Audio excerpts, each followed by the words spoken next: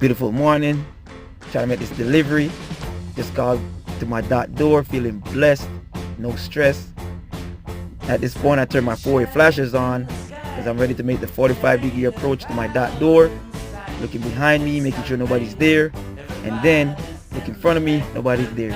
Beautiful day. The sun is shining, the sky's blue. I'm all blessed. So right now I'm pulling out in the streets, nobody's there, pulling out, nobody's there. As you can see, I'm ready to go, ready to back up into my dough. Easy life 1, 2, 3, man, easy money. So right now I'm feeling like, it's a great day. No problems about to happen. Or so I thought. Look at this.